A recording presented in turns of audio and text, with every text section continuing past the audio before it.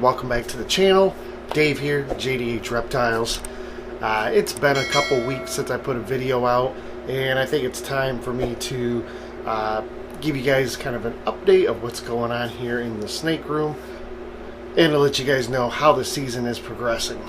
Before we jump into this video, I want to take a moment and discuss something very important to not only myself, but to all of us here in the community, and to anybody who enjoys having pets or animals, that is, in general.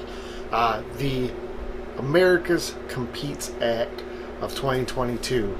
The link down below, it's a USARK link. You can read all about it there. So basically what's going on is there's a bill that's been passed through the House. It's now on its way to the Senate, and that bill has 3,000 pages worth of bills and changes and whatnot, and inside of there is the LACEY Act. Currently the LACEY Act is a blacklist. So what that is we have animals on this blacklist that we're not allowed to keep. But what it will potentially do is change everything to a whitelist, which then makes it a lot tougher for people like you and I, and all of us in general, to keep any of the animals we would like. Because instead of having a list per state of what cannot be kept, it's now going to be a white list, and you have to get your animals onto said list before they'll be eligible to be kept. So something to think about. Really love for you guys to take a moment, go down below, click on the link that I have highlighted for the LACEY Act. There's USARK did a great job. They have a pre-written statement in there that you can copy and paste and go right to another link they have built in that'll take you right to your senators, and you can email that off to them, sign your name at the bottom, and have your voice be heard. Alright guys, to the video. So today I just wanted to kind of go over a little bit of what's going on here in the snake room. We have our first girl who has done her pre-lay shed. So I think right now she's sitting right around March 9th is the projected lay date for her. Our second girl here, this special, she is currently just coming out of blue. So she's going to have her pre-lay shed here very soon. Once she has her pre-lay shed, again, roughly about 30 days, and we'll get a clutch of eggs from her.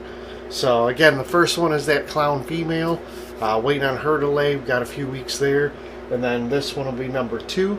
I believe the next girl to lay, or to pre-lay shed and ovulate, I should say, is probably going to be our lithium het hypo. So that's the cinnamon butter het hypo female. She was paired to our Mojave Gold Blush Scaleless Head, so really trying to make some blue-eye leucistics and scaleless head blue-eye leucistics. I don't know if there's anything there we would keep in general, but definitely a cool, would be a cool clutch, and some animals that I know all of you guys would love to have your hands on. So I think she's probably the next in line to ovulate. Last time I checked her, I'm kind of looking over there. She was at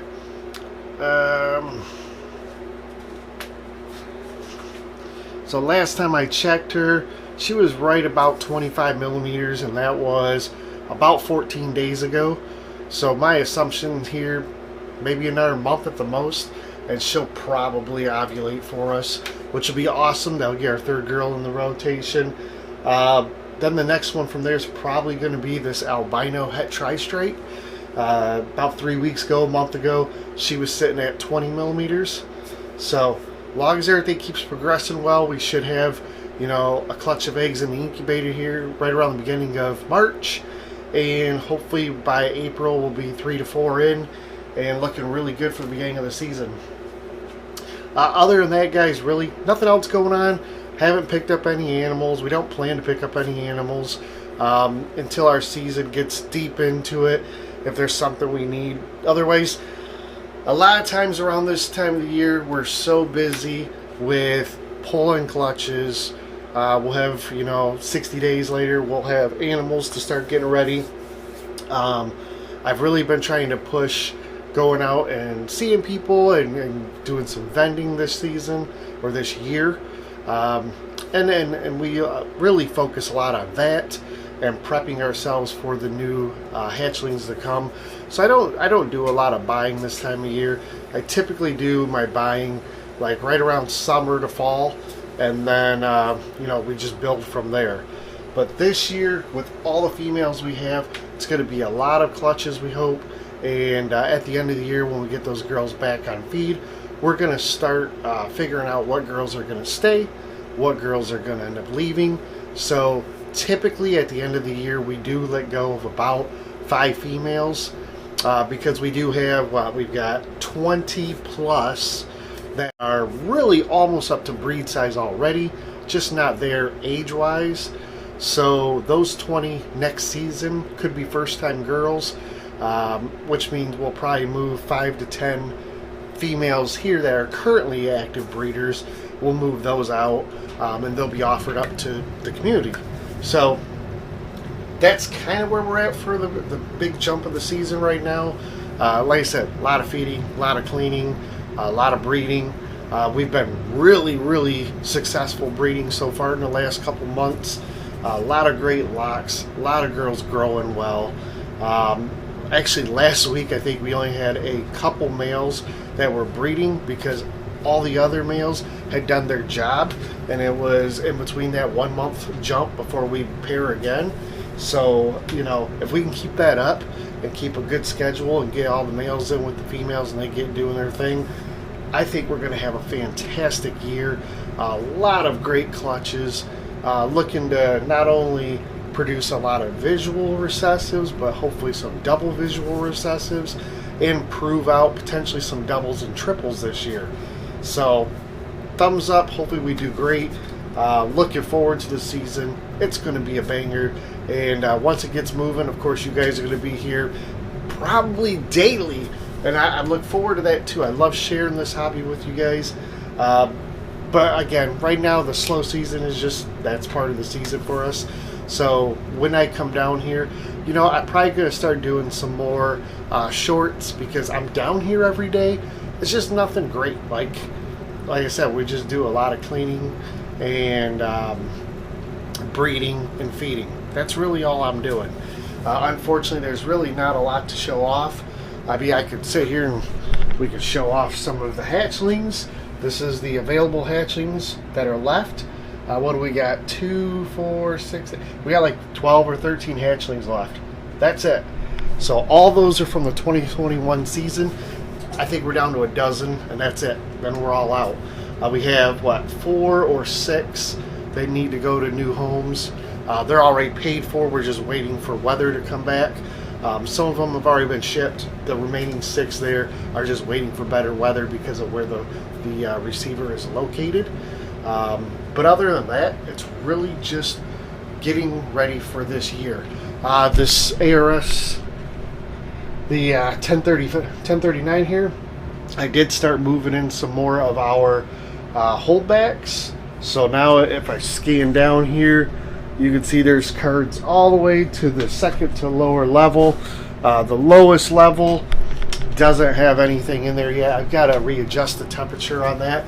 I think I'm going to bring you guys along for a video when I do that, show you how I do that, because it's really important to get your levels to be accurate amongst each other. And like in this room, the lower levels are always a little bit cooler, but there's a difference. Like that one's like 10 degrees cooler, so I don't use it currently, but I'm going to show you how you can adjust that. That way you can use that level accurately and still have it up temperature.